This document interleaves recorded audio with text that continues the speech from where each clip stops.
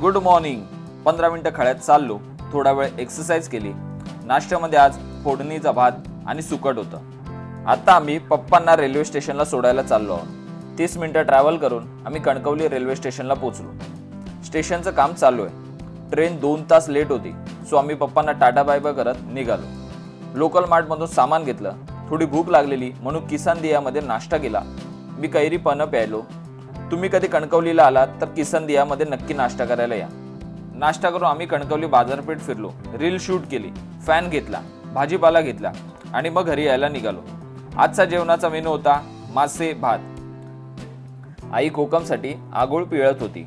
आता आम्ही राऊंड मारायला चाललो आहोत। टाटा पंच काढली आणि निघालो।